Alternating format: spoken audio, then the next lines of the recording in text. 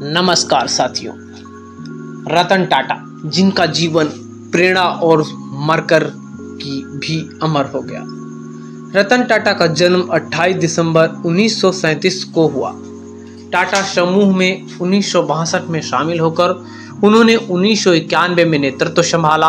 उन्होंने nano car और Jaguar land rover जैसे महत्वपूर्ण प्रोजेक्ट पर काम किया। समाज सेवा में भी उनका योगदान अद्वितीय रहा। 9 अक्टूबर 2024 को उनका निधन हो गया।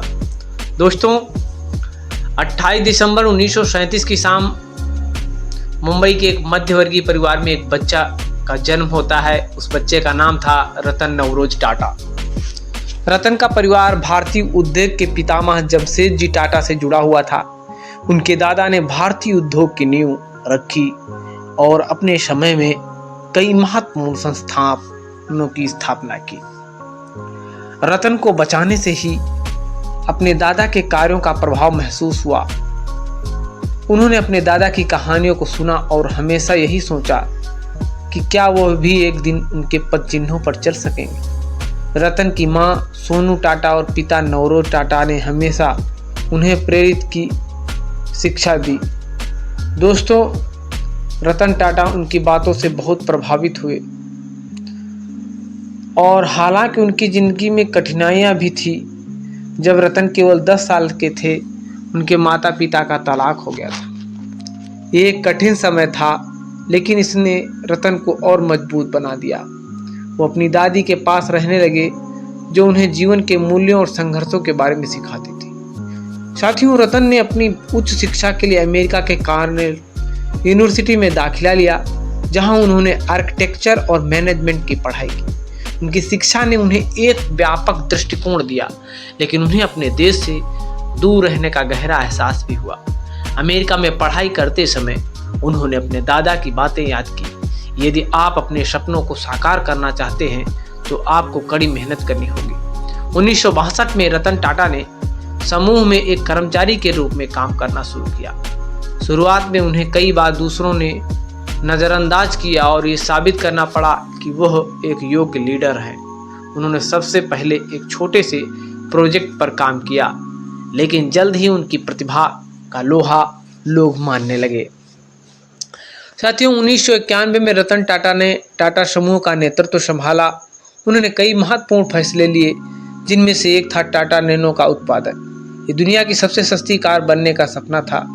रतन ने नैनो को बाजार में उतारने के लिए कड़ी मेहनत की, लेकिन जब इसकी बिक्री उम्मीद के मुताबिक नहीं हुई तो उन्हें भारी आलोचना का सामना करना पड़ा। इस समय रतन का दिल टूट गया। उन्होंने सोचा, क्या मैं अपने गलत निर्णय ले रहा हूँ? लेकिन उनकी दादी की बातें उनके दिमाग में गूंजने लगी। हर कठिनाई में एक अवसर होता है। साथियों, रतन ने अपने अनुभवों से सीखा और नए दृष्टिकोण के साथ आगे बढ़ने का निर्णय लिया। उन्होंने न केवल नैनो की रणनीति में बदलाव किया, बल्कि अपनी टीम को भी प्रेरित किया कि वे नए विचारों के साथ आगे बढ़ें। ये उनकी क्षमता का परिचय था कि उन्होंने केवल एक असफलता को सफल बनाया, बल्कि अपने इरादों में दृढ़ता भी दिखाई। साथियों, रतन टाटा ने केवल टाटा नैनो को फिर से सफल बनाया, बल्कि उन्होंने कई अन्य महत्वपूर्ण अधिग्रहण भी किए। उन्होंने जगुआर और लैंड रोवर को खरीदकर टाटा समूह को वैश्विक पहचान दिलाई।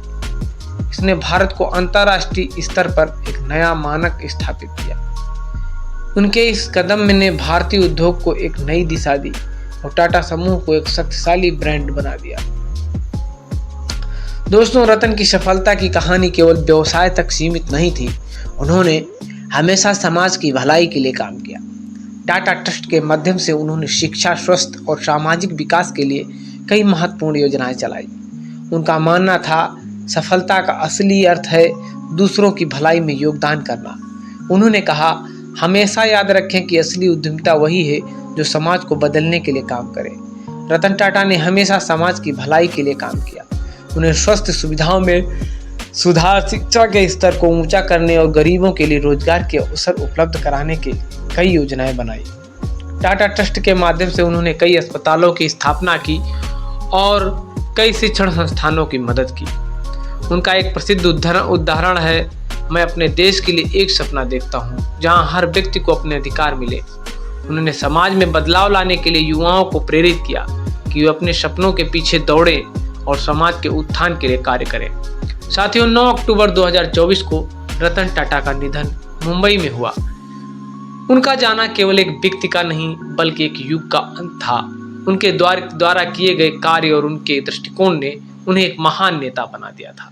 दोस्तों, उन्होंने हमें ये सिखाया कि असली सफलता का मतलब सिर्फ व्यवसाय में सफल होना ही नहीं है, बल्कि समाज की सेवा करना भी है। उनकी प्रेरणादायक यात्रा में हमें याद दिलाती है कि अगर हम अपने सपनों के लिए मेहनत करें और कभी हार न माने तो चांद की तरह चमकना संभव है।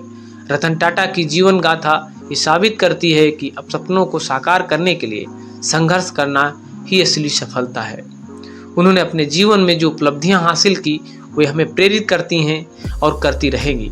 उनकी कहानी हर युवा के लिए प्रेरणा का स्रोत बनेगी, ये दिखाते हुए कि कठिनाइयों के बावजूद अगर आपके इरादे मजबूत हों तो आप किसी भी लक्ष्य को प्राप्त कर सकते हैं। साथियों, रतन टाटा की विरासत आज भी जीवित है।